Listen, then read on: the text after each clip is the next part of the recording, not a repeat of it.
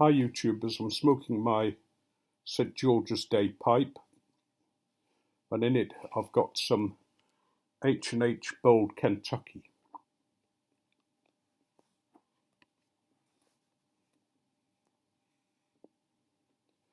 I want to share with you a Yabo I received. In fact, it was two Yabos from two German tobacconists. I want to try different blends of German tobacco because getting tobacco from the States is just such a bind for me. The one I intend to keep getting is Black House, but I want to see what else is around in the world. And I found two very good German firms that were very efficient and quick in delivery.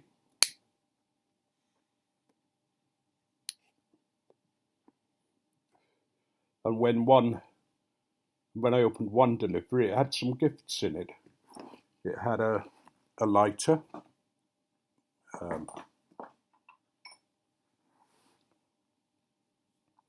big lighter, well, a big type lighter. It had some sweeties in it. It had a card in it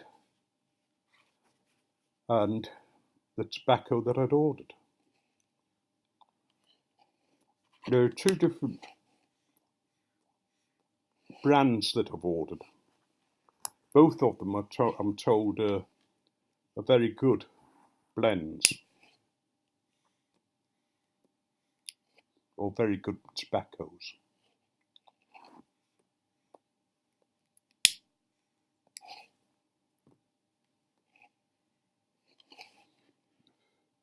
Of course, I can't remember exactly what's in some of the blends now because it's,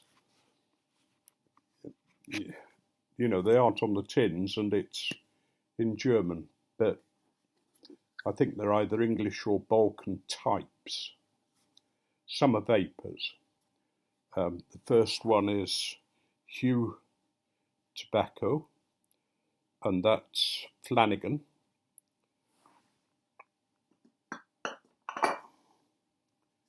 There's Dock Worker.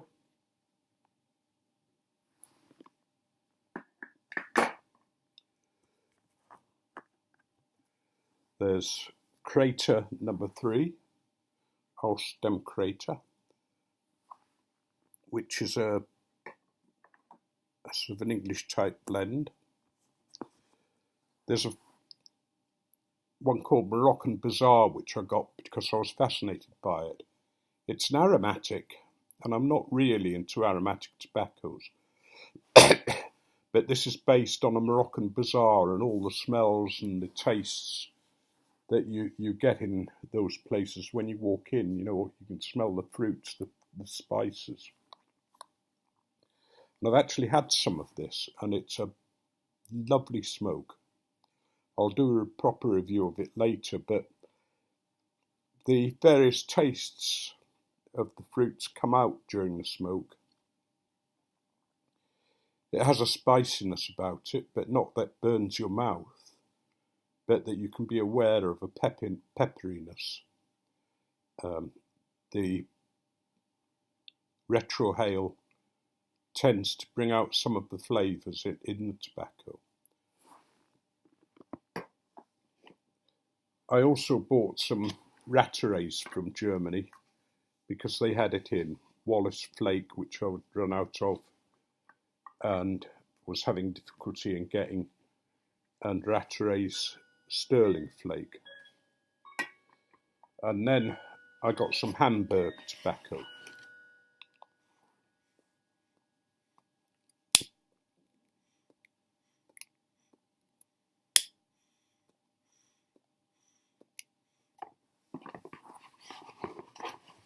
And I got a sample box.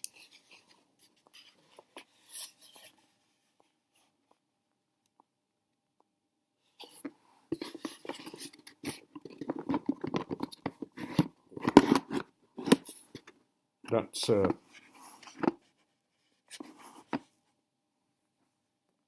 Black Cavendish and Burley and Virginia.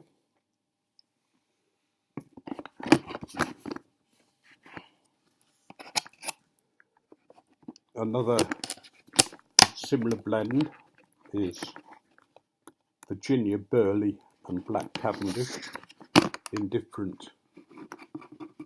different cut.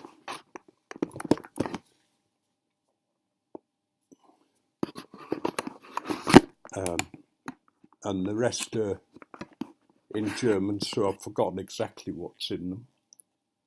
But they're all sort of very well-known German tobaccos in this range.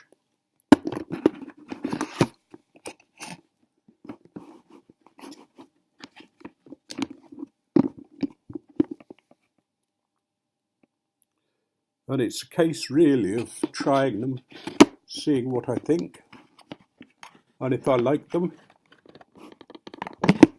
getting more.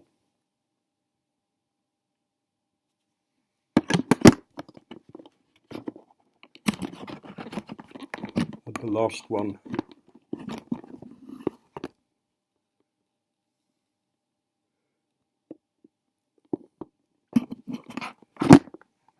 Might seem strange buying blends of tobacco that I'm not quite sure what's in them or what they're going to taste like. But I suppose it's no different really to buying some of the blends that we do buy, when we're attracted by the name. The reason I've started buying from Germany is that there are no customs charges. It easily comes through to me, very, very quick deliveries, very efficient.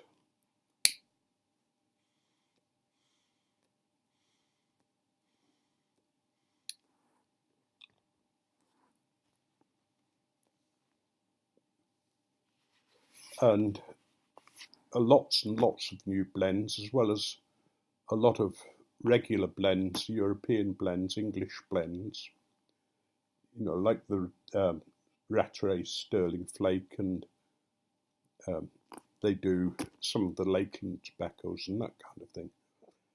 But they do tend to be a bit cheaper than you can get them in England. The firm sent me a free sample with the tobacco as well, which was quite nice, a Scottish mixture.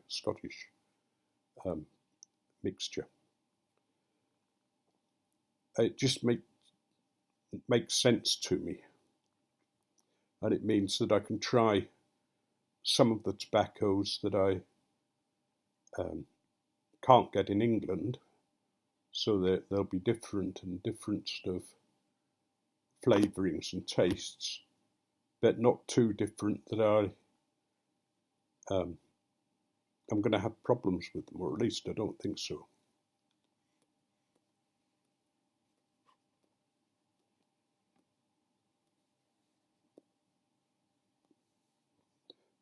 The one blend I should continue to get from the States when I can get it is Black House, because that, I think, will be one of my favourite smokes. It's just so good. I've also got a White Night coming. I think it's White Night, by the same blender, which is another Sobrani blend that he did. Black House is based on one Sobrani, and White Night's based on the regular Sobrani, Balkan Sobrani.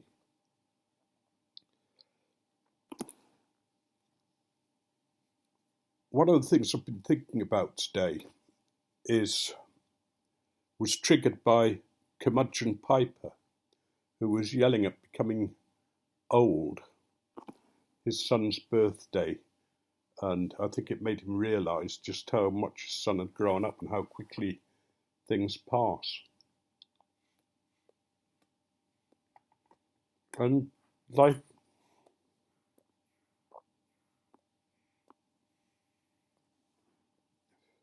does pass quickly. Before we know it, that little child that we held in one arm, sort of almost in one hand as men, is now a lot bigger. I mean, if you know the Worth Valley boy, my son, you'll know that he's a big lad. And I look at him and think, good grief, I remember you when I held you in that one arm, and it doesn't seem that long ago. And the same with my daughter. And the process of growing older, there are sort of two ways we can do it.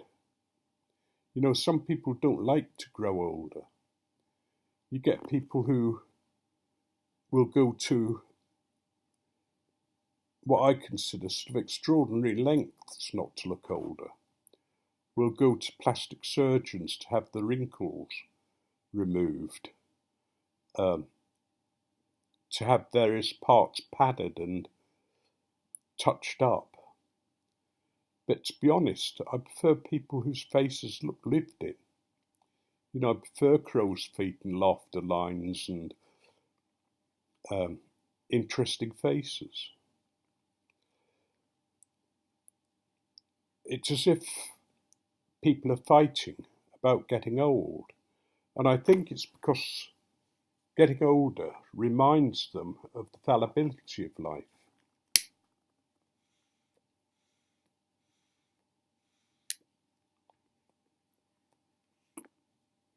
And I can understand people wanting to put off that moment.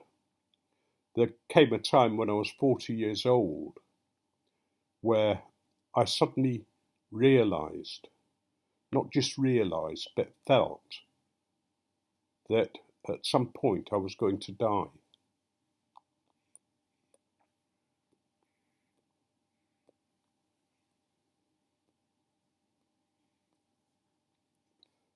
And it was such a powerful experience. It shook me to the core. I felt my tummy turn over, and it was almost a frightening experience. And I sort of tried to shove it aside as quickly as I could, to be honest.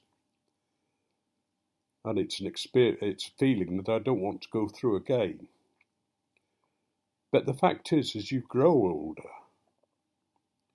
you begin to realise that all those bad things in life, all the things that you feared, are really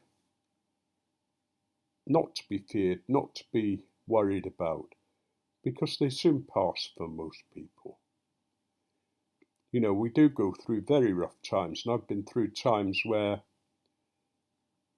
I've been homeless and for quite a long time, nowhere to live.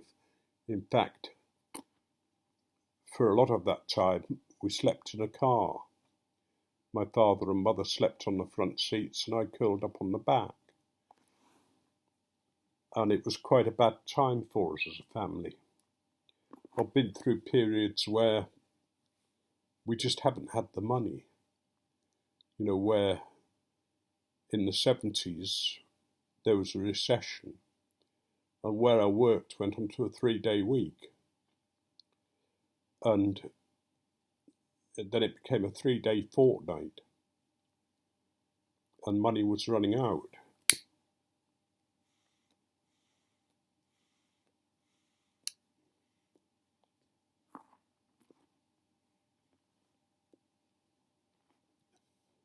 But we came through it.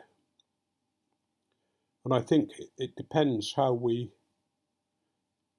approach such things as to how we come through them better. You know, I see people who are on the streets today, and some of them I know are struggling and are involved in drugs and in alcohol addiction and even worse things. And yeah, that's a terrible thing to go through. But then I meet people who've come through that, and their lives are very special to them. Having come through, they're living life to the full, enjoying life in a way that they never thought they could. I'm not saying it happens for everybody, but it happens for most people. That we live life and we come through life. Some people go through the whole of their lives without seemingly to have any troubles. And as you get older, things like aging become less frightening. You know, I'm now 70 and still enjoying life. And it's partly the realisation that those things that I worried about when I was younger, those things that I went through, I came through them. So I believe that whatever comes in the future, I'll survive it, no matter how long it lasts. You know, that even the worst things are survivable.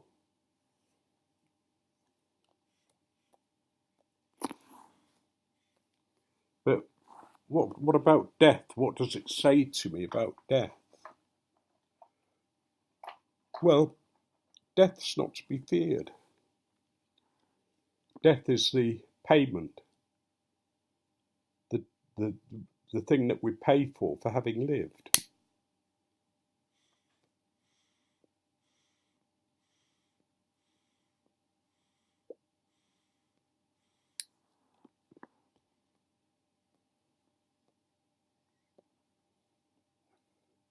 And the more we accept that, the more we accept the signs of aging, the easier for a lot of us it is. You know, if I kept trying to look young, and I think I'm fairly lucky in that I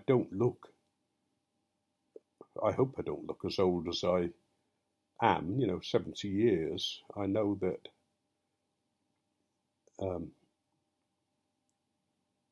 I'm lucky that I look fairly young, especially if I shave, which I've no intentions of doing that again. And also when you get to 70, I could live another 30 years, which is an incredible thought. Medical science and that kind of thing, I could live to be 100.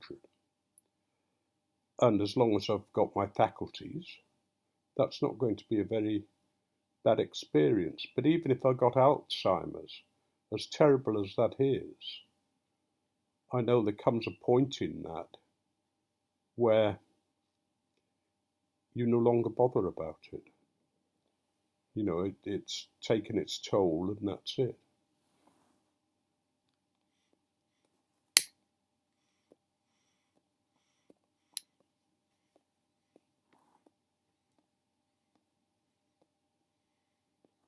So what's the point of what I'm saying? I suppose I want to encourage you all,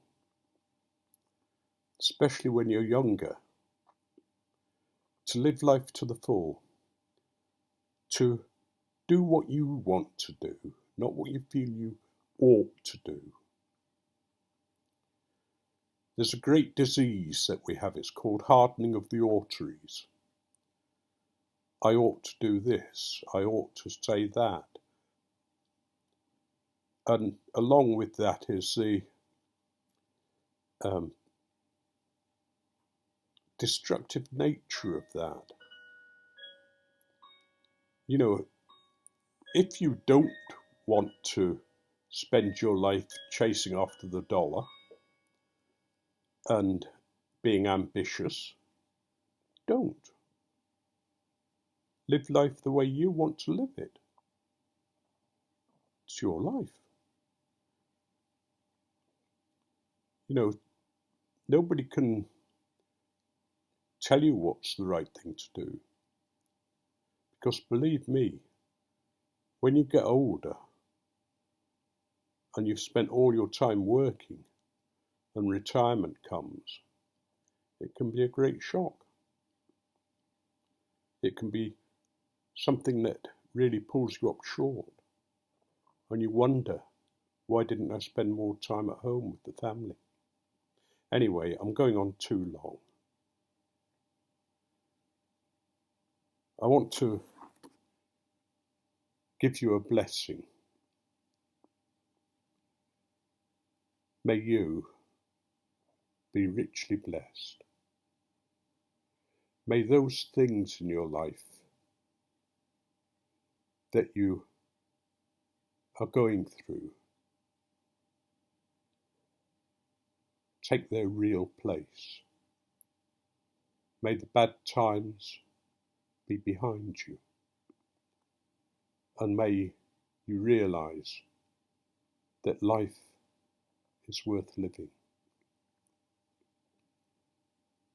that you will come through. May you be so blessed in wisdom and in a sense of well-being that your life can be transformed, that you can look forward to the future in a new way.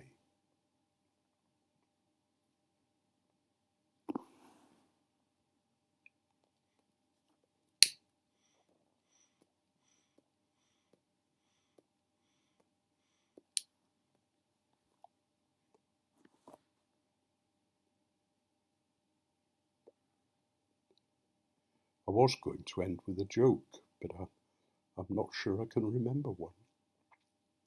So I'll just say good night.